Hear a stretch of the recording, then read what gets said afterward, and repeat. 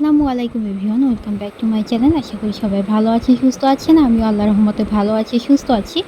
তো অনেক দিন পর আজকে একটি ব্লগ শেয়ার করছি। অনেক দিন পর ব্লগ শেয়ার করার কারণ হচ্ছে আমি এখন বর্তমানে বাবার বাসায় আছি।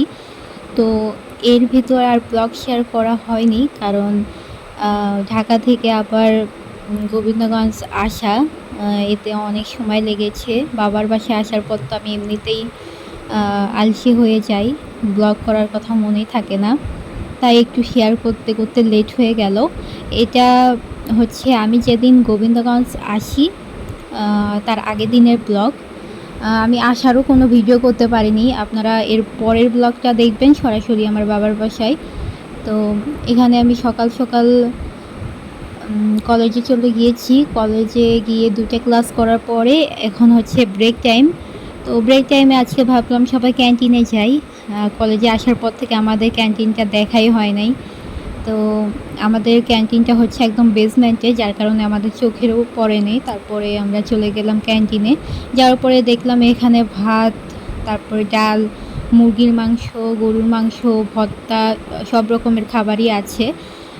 বিশেষ করে এখানে আমাদের স্যার ম্যামরাই লাঞ্চ করে, যার কারণে ভাতের আইটেমই বেশি। আর স্ন্যাক্সের মধ্যে ছিল রোল, তারপরে সমুচা, সিঙ্গারা, এইসবই ছিল।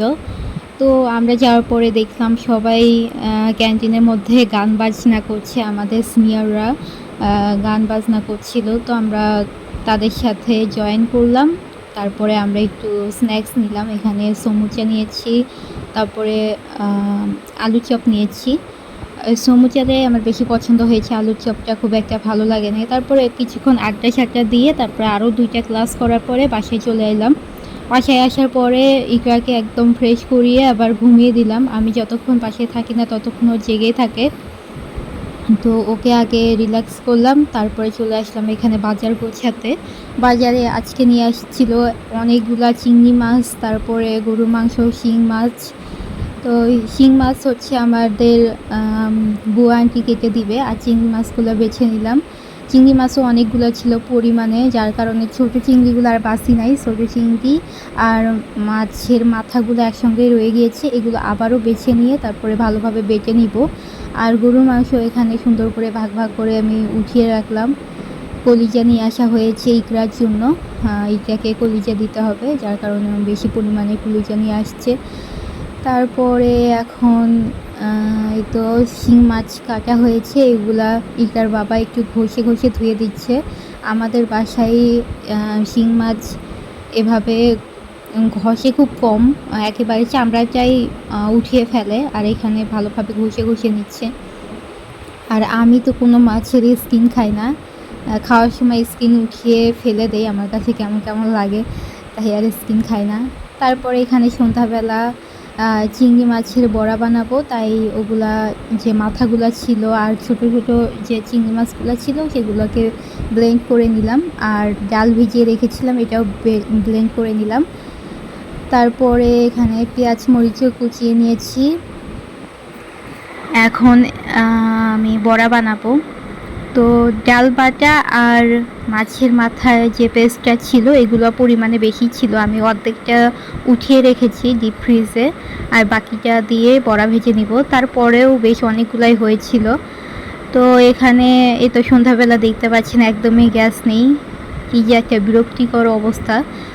হালকা পরিমাণে গ্যাস ছিল, যেটাতে চা বসিয়ে দিয়েছি। আর চিংড়ি মাছের বড়াগুলো এখন ইন্ডাকশন চুলায় ভেজে নিব, তা না হলে সারা রাতেই লেগে যাবে।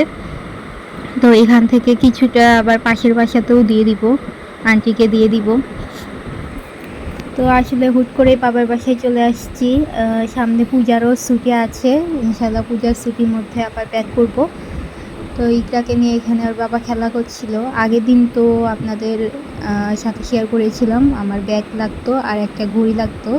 তো এই ব্যাগটা নিয়েছিলাম মার্কেট থেকে, এটা ব্যাকপ্যাক ছিল। প্রথমে একটু দ্বিধাদ্বন্দ্বে ছিলাম যে ব্যাকপ্যাক নিব নাকি সাইড ব্যাগ নিব। তো পরে ভাবলাম সাইড ব্যাগ আমার 2টা আছে, ব্যাকপ্যাক হইলে তাহলে ইকরার জিনিস যেমন ডায়পার, তারপর জামা টামা, এগুলো টুকটাক জিনিস ব্যাকপ্যাকে নিয়ে জার্নি করতে পারবো।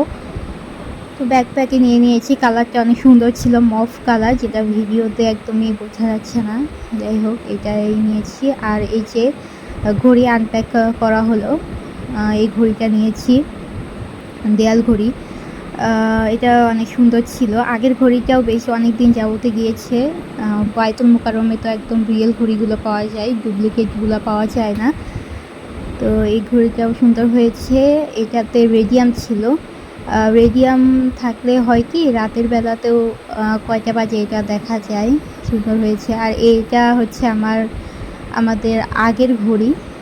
এটা আবার ইকরার বাবা একটু কেরামতি দেখাচ্ছে, এগুলো খুলে টুলে ফ্রেমটা ইউজ করবে অন্য কাজে। তো দেখা যায় কোন কাজে ইউজ করে। তো অনেক দিন পরেই আপনাদের সাথে আমি ব্লগ শেয়ার করলাম। এখন থেকে ইনশাআল্লাহ রেগুলার ব্লগ দেওয়ার চেষ্টা করব। আলসেমির কারণেই আমি ব্লগ দিতে পারি না, যেটা সত্যি কথা। তো এই ছিল আজকে ব্লগ। ভালো লাগলে চ্যানেলটাকে সাবস্ক্রাইব করবেন। আল্লাহ হাফেজ।